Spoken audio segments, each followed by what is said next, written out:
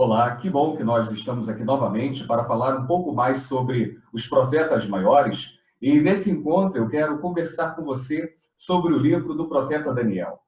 O livro de Daniel contém a história de vida do profeta e também as suas visões.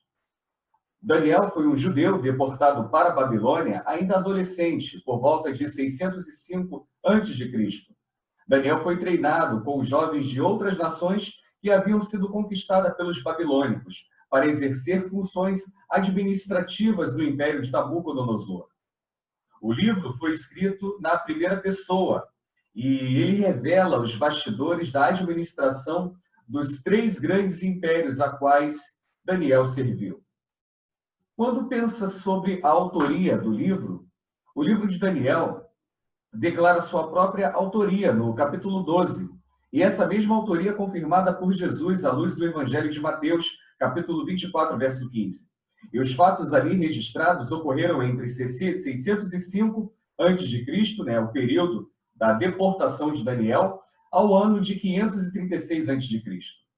Quanto ao seu tema e propósito, o tema principal de Daniel é a soberania de Deus na história. As suas profecias serviram para conscientizar o povo de que Deus está no controle de todas as coisas. Eu quero te convidar para nós olharmos rapidamente o esboço, a divisão do livro de Daniel. Ele é dividido da seguinte maneira. Primeira parte, primeira sessão, a dedicação de Daniel. Capítulo 1. Segunda sessão, o sonho de Nabucodonosor, que é o capítulo 2. A terceira sessão, a fornalha ardente, um texto muito conhecido, que é o capítulo 3. A quarta divisão é a visão agora de Nabucodonosor, que corresponde ao capítulo 4. Nós temos também na quinta sessão a festa de Belsassar, o capítulo 5.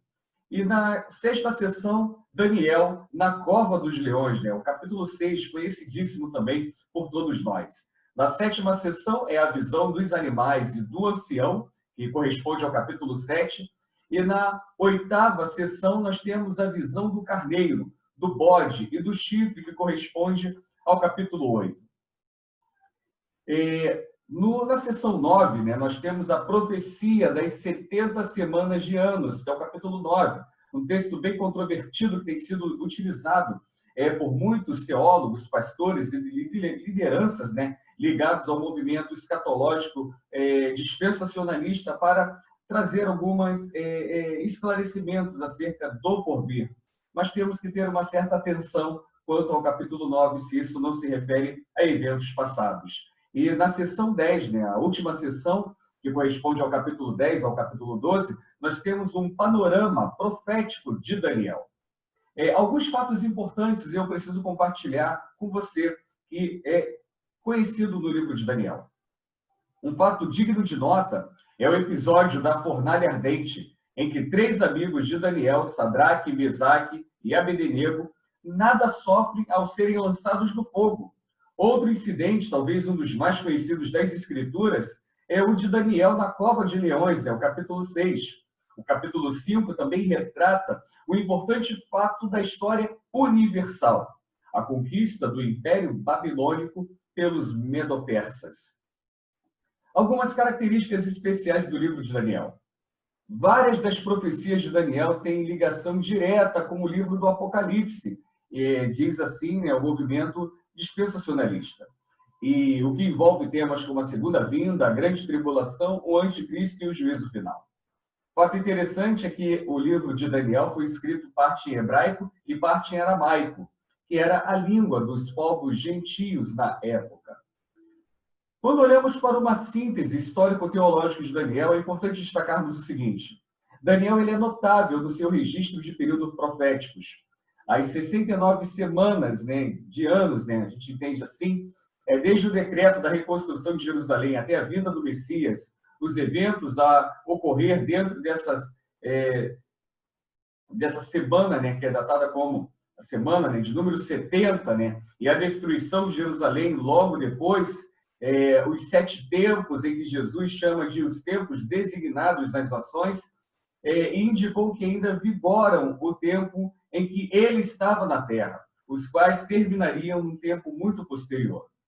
os períodos, né, de 1290, 1335, 2300 dias, né, em um tempo designado, tempos designados e uma metade. Então, todas essas profecias de tempo para esse pensamento escatológico, volto a dizer, são vitais para o entendimento desses tratos de Deus para com o seu povo.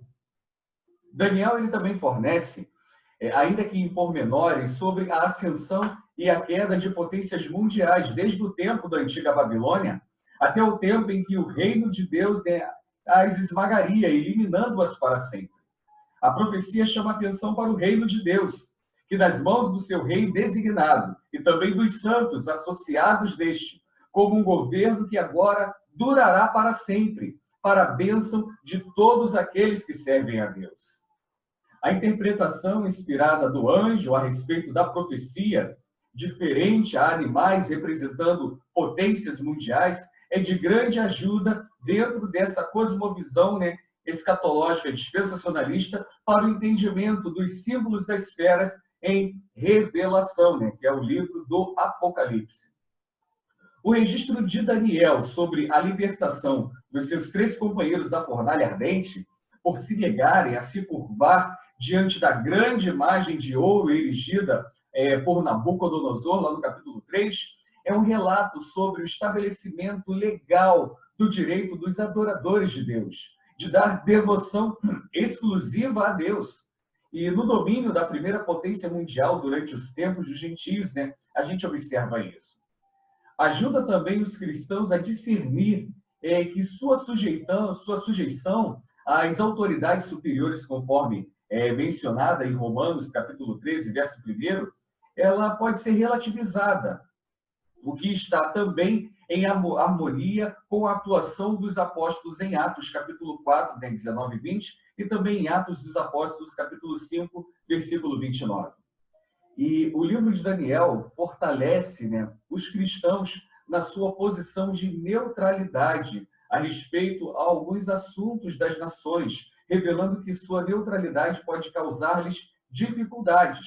Mas quer Deus, né, os liberte daquela ocasião, quer mesmo permita que sejam mortos por causa da sua integridade, a posição dos cristãos é que a adoração, a servidão, né, é somente dada a Deus, né? É o princípio, né, da reforma, soli deo glória. A glória é dada somente a Deus, a nenhum rei, ainda que tenhamos respeito, ainda que devotamos algumas responsabilidades civis, mas a adoração é dada única e exclusivamente a Deus. Alguns críticos, né, objetam a que Daniel aluda à ressurreição, lá no capítulo 12. Eles presumem que se trata de uma doutrina envolvida mais tarde, ou adotada numa crença pagã, mas a referência em Daniel está de acordo com o restante das escrituras hebraicas, que contém declarações de crença na ressurreição, conforme nós vamos encontrar no livro de Jó, no capítulo 14, e também em Salmos, no capítulo 16. Houve também casos reais de ressurreição, onde nós vamos ler, né, em 1 Reis, 2 Reis também vai falar sobre isso. E em nada menos do que a autoridade do apóstolo Paulo, temos a declaração de que Abraão tinha fé na ressurreição dos mortos, é o capítulo 11 de Hebreus, e que também outros servos fiéis de Deus da antiguidade aguardavam a ressurreição. O próprio Jesus disse, mas que os mortos são levantados, até mesmo Moisés expôs no relato sobre o espinheiro, quando ele chama Deus de o Deus de Abraão, e o Deus de Isaac, e o Deus de Jacó, conforme nos diz Lucas, né, no seu Evangelho, no capítulo 20, verso 37. Bem, aqueles que afirmam que o livro realmente não é profético, mas foi escrito depois da ocorrência dos eventos, teriam de avançar o tempo da escrita para depois dos dias do ministério de Jesus Cristo na Terra. Porque o 9º capítulo de Daniel, volto a dizer, né, ele contém essa profecia a respeito do aparecimento e do sacrifício do Messias. Também a profecia prossegue e relata a história dos reinos que estariam governando até o tempo do fim, quando seriam destruídos pelo reino de Deus nas mãos do seu Messias. E aí fica nessa discussão escatológica, isso é um evento futuro, isso é algo que já aconteceu no passado, mas eu não quero trazer algum pressuposto para você, até porque isso aqui é uma videoaula. Então, eu quero que você pesquise, que você leia, que você se aprofunde e que você tire as suas conclusões acerca se essa profecia de Daniel já se cumpriu ou, de fato, é algo a ser revelado para os nossos dias atuais. Bem, assim nós encerramos, né, esse ciclo de profetas maiores. Vimos aqui esses profetas que foram importantes em Israel, e espero que tenha sido proveitoso para você esse nosso encontro aqui no canal, através dessas aulas. Que Deus abençoe a sua vida, que Deus abençoe a sua semana em Cristo Jesus.